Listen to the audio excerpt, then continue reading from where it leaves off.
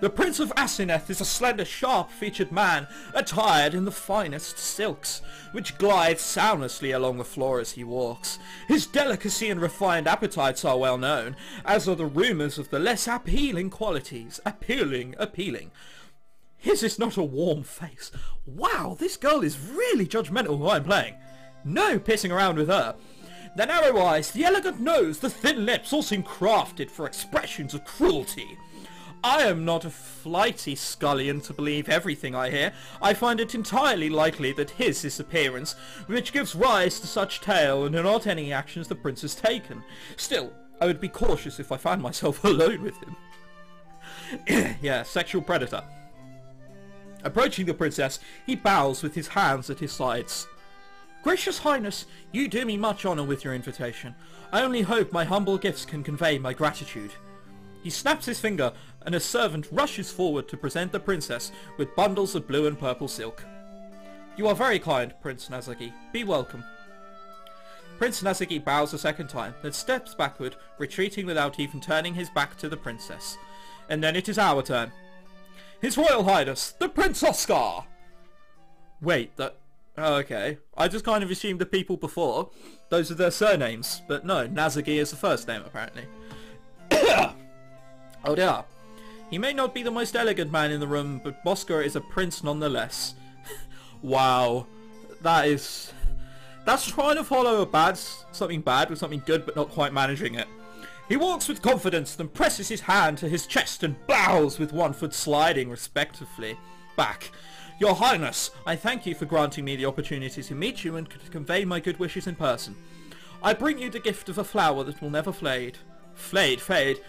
He holds up a blue velvet presentation box, containing a brooch in the shape of a rose, its petals encrusted with jewels. Wow, she does look impressed. That or, no, I'm not going to say that. It's lovely, thank you. She seems honestly pleased, and his answering grin is equally sincere. Had he stopped there, he would have left an excellent impression. I also wrote you a poem, would you like to hear it? Oh no. As fairest maid to fairest day can wish the darkest cares away, as fish and frog shall meet and laugh upon their golden seed and chaff. The servant behind the princess clears her throat audibly. Perhaps you could tell it to me later? I mustn't keep everyone waiting. Oh, right. Well, joyeux anniversaire. Anniversary might be French, now I think about it. As I said, I'm sure someone will tell me.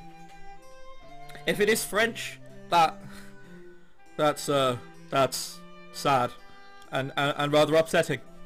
Right, with a parting bow, Oscar backs away, and thus the presentation of the three princes is concluded. There is, however, a fourth prince in the palace. He is Prince Callum. He looks like, what's his face? Final Fantasy VI, the strong guy, him. Here's Prince Callum, the youngest living son of the King Gwellinor, and still a bachelor. The sour expression on his face does him no favours, but girls do like Edward Cullen, so that face might hit for some people. Although, you know, questions about a vampire might get him down. I wonder if he looks that way all the time, or if it's the presence of his competitors that curdles his stomach. Some men are like that. All princes are his competition. Not for Prince Cassidy, of course, but for any other heir he might hope to win. Any prince can marry a princess if she chooses him. Birth order makes no difference. A man rises or falls by his charms and his ambition. Charm has supposed to be Oscar's strength. Is that what he calls it? Because ambition never was. I suppose that's my fault. It was hard to teach him to want more than when life seemed so happy as it was. The servant beside Prince Cassidy rings a silver handbell. At that delicate tone, Prince Cassidy clasps her hands together and smiles at us all. In the name of my mother, wise Paloma, I bid you all welcome to Gwellinor. May your visits be filled with joy. With those words she withdraws from our company. Formal dinner will begin in 1 hour. At your convenience, please assemble in the drawing room for... whatever that says. I assume what that means is... appetizers? No. Oh, fuck knows what that means. I'm sure it means something. That invitation is extended to the assembled dignitaries, of course, and does not include attendants such as myself. We will feed upon the leavings of the feast, while they and the local nobility are at the ball. I have no true desire to attend a royal ball. Glittering costumes and skilled musicians create a wonderful atmosphere, but the need to maintain a perfect appearance through hours of socialising on your feet must spoil it. Certainly Oscar always complains. I expect we servants have far more fun spying on the activities of our masters. Yes, we. I am hardly alone in my more clandestine skills. Wow, what bastards. Every palace...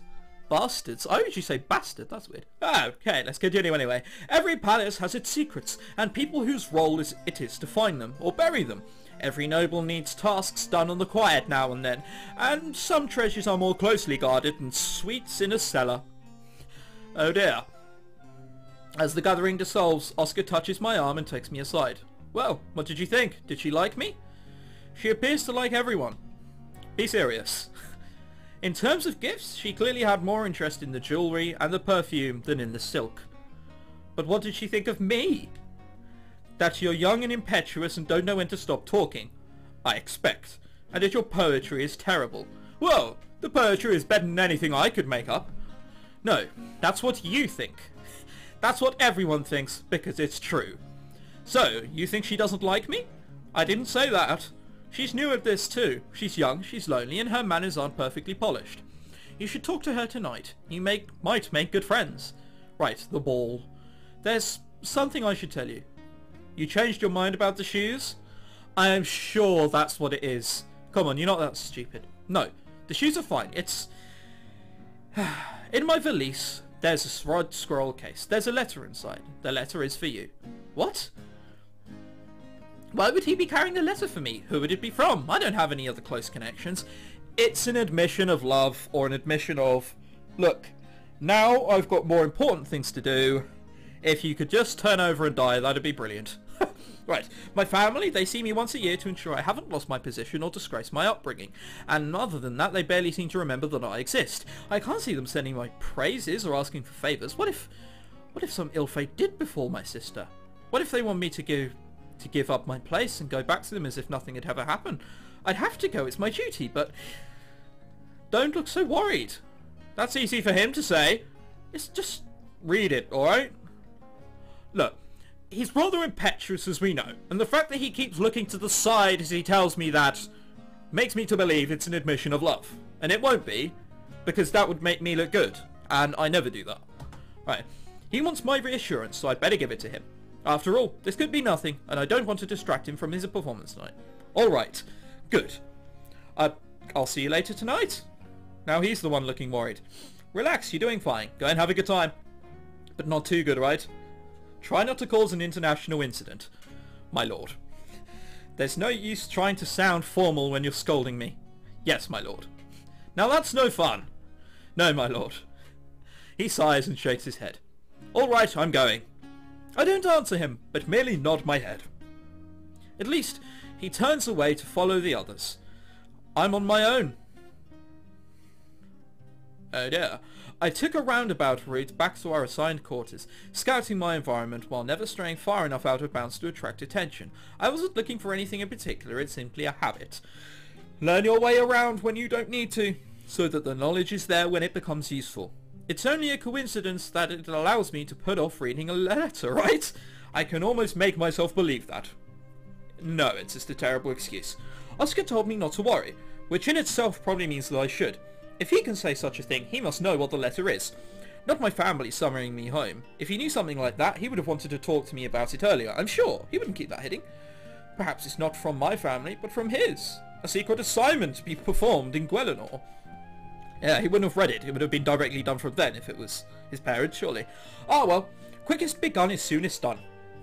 Yeah, I like that phrase.